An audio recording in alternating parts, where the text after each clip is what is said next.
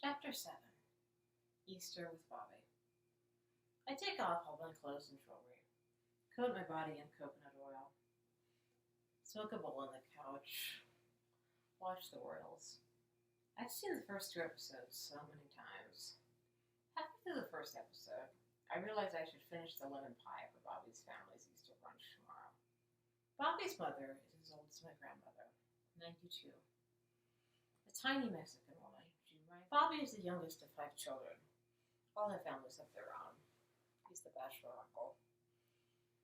His family seems to like me from the time I've been around them.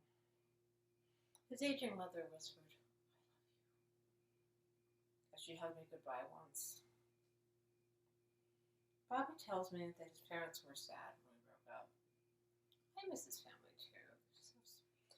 I try on long-sleeved, tattoo-hiding dresses to be Easter appropriate.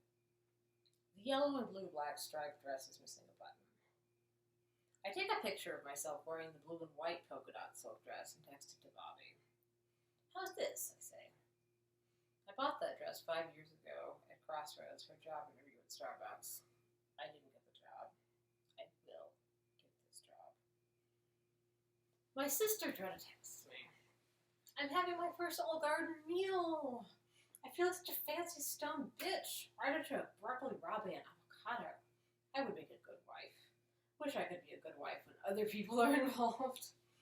I text back, "You will make a good wife, and you will have another chance at it. So why?" I text Bobby emojis. The city at night.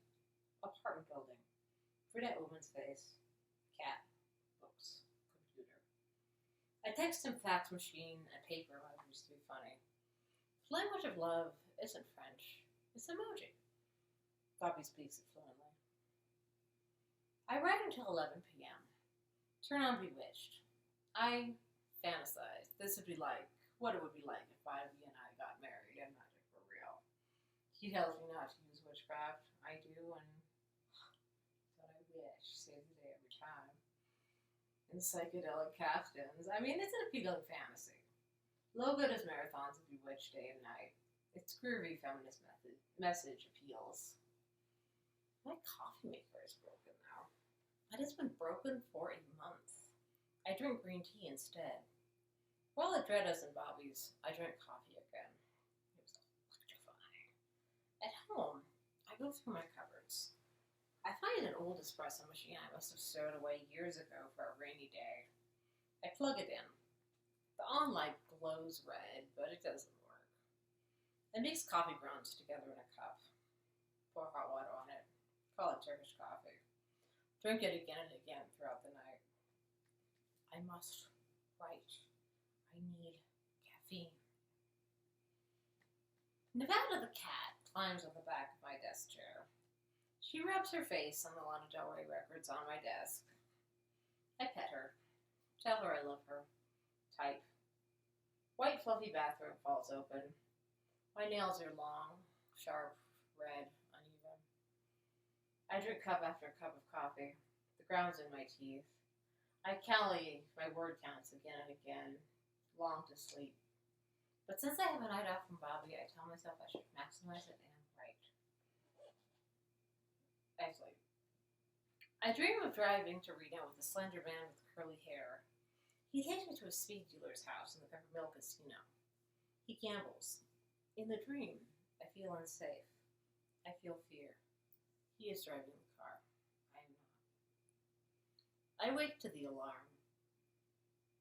I Facebook chat with my editor in Canada about the new articles I'm to write for Queer Mental Health. My experience with leaving AA and staying sober and femme, bisexual, and disability. The editor is a married trans woman in Vancouver, Canada. We have never met, and human logistics probably never will. We have a Facebook chat relationship dating back 3 years when I started writing for her website. Well, nice to end a friendship. She's a schizoaffective queer pagan into tarot also. Queer Mental Health was the magazine I cut my teeth on. They published everything I sent them. The scathing nonfiction essays, poems, artwork. They're offline now, and she did such good work.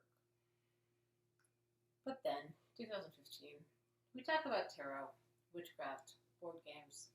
I drink coffee made from pouring hot water over a couple of spoonfuls of grounds. I figured out coffee. It isn't that hard. I brush the coffee grounds from my teeth. Spritz Monsieur. Put on the blue and white long sleeve dress. Spend a long time doing up all of these buttons. They slide off my long acrylic fingernails. I fumble, belabored. I drive to Bobby's with the lemon pie covered in foil, my laptop in a bag over my hip. I'm wearing these low, vintage-looking heels that Bobby bought me for my birthday. He's waiting for me on the deck. I hate holidays, Bobby says. It's Easter. He pours mixed greens into a pasta salad, adds tomatoes and olives. My father was always such a dick to us around the holidays. It's so stressful. I'm sorry, I say. That old PTSD sticks with you. We are going to Bobby's parents for Easter brunch. I can feel his unhappiness. We get in the car. Bobby's parents live on a hill in Glendale. Many steps leading up to a house with a picture window. His mother sits by the window and looks out at the palm trees. She kisses me on the cheek. Bobby and I are the first to arrive. Many moons I have not seen you, Bobby's father says as he hugs me. Where have you been hiding? I decided it would be indelicate to explain.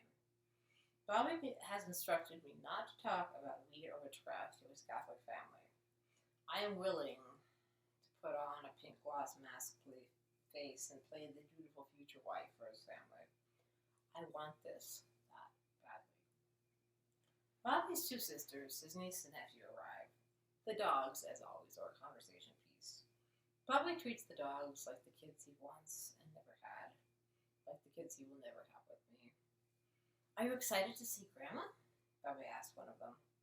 The dogs frolic next to his mother. Bobby's niece brought her Redondo Beach roommate. She is blonde, southern, and Christian. She dominates the conversation. I allow this. Glad she's filling the space. I mean, it's not my party.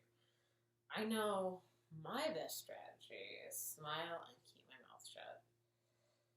Doilies and religious art in the living room. Family photos. Bobby is the youngest of 5 children. Where should I sit? I ask when it is lunchtime. Here, Bobby gestures at the foot of the long table. Oh, I couldn't, I say. I know my dinner party etiquette. It wouldn't be right for a guest and a woman who is not the matriarch to sit there. You sit there. I will sit here. I take a small chair to the left of the head. Bobby sits at the head of the table opposite his father. Bobby's nephew sits next to me. We join hands in prayer. I close my eyes, listen to his sister intone blessings. We eat ham, mashed potatoes, candied yams, Hawaiian rolls.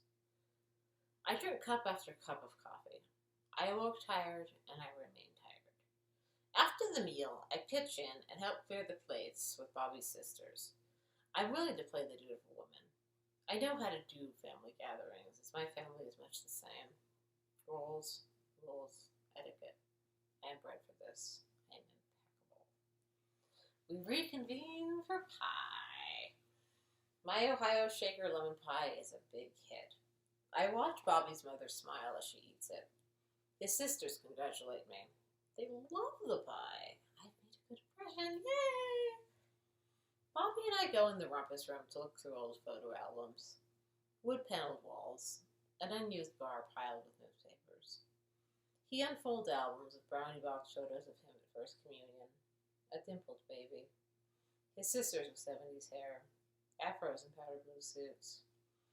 Let's get ready to go, Bobby says. We have everyone. Walk down the many steps. Bobby carries the dogs. I carry the plate of leftovers. When we get home, we are all exhausted. I unbutton every prim button. Take off anything I'm wearing. Sprawl on the bed in leggings and one of Bobby's t-shirts. Eat half a marijuana gummy. Soon I'm relaxed again. I drink Arrowhead sparkling water in bed from the bottle Bobby passes me. We watch an HBO documentary on Frank Sinatra. I have an idea, Bobby. If we get married, why don't you take my name? Bobby Cosentino. I like the sound of that. No, you should take mine. Hyphenate. We should be the Cosentino Mendezes. I can't. I spent 20 years building this, whatever it is, career, I don't know, but the name recognition. And I am Lena Cosentino. I can't give up all of my hard work and start over making a name for the Lena Mendez. Sounds like a different person. I can't change my name to get married. I'm looking at this. I'm 40. It's my entire career, Bobby. How about Bobby? It's my entire career. Bobby Cosentino. I like the sound of that. No, it doesn't work that way. Bobby rolls over on the bed away from me. Why not? If we are to be equals, why shouldn't you take my name? It's your own internalized sexism that makes you revolt from it. See how it feels to be asked to change your name? And you'll see how I feel when you ask it of me. Bobby Cosentino. But we're not equals. We're not? A note of danger climbs into my voice. Any marriage I want to be in is a marriage of equals. I believe men and women are equal. Different in some aspects, but fundamentally equal. I'm a feminist. But I'm the man. I protect you. What Bobby does not say, but I know he means, is that I am his property. Before we broke up last time, when we were talking about our relationship, Bobby said, I can't explain it, but you're mine. You're just mine. I do feel like his property. I'm comfortable with this up to a point. He treats his property well. His house, cars, and dogs are lush and well cared for. He pays for dinner and buys me shoes and leggings. I'm willing to be his, I guess. But I must be my own as well. I cannot lose myself in this kink fantasy of ownership. To me, being his is part of this whole kinky BDSM submission fantasy I get into every time we have sex. He doesn't know about that. Bobby won't tie me up and blindfold me as I desire, but I get my kink off submitting to him in bed just the same. He comes back for it again and again, but it is not to happen tonight. You're not going to get any because I'm mad now. Bobby rolls over on the bed away from me. Watch is going clear again. That Scientology documentary everyone's talking about in LA these days. Do you want to talk? I made you think. Take my name. Stop. I don't want to talk. I have to get up early to go to work for that TV station. I just need to watch this documentary and fall asleep. Are you going to stay up all night again? No. I'm too tired. I'm going to write for a little bit and then go to sleep.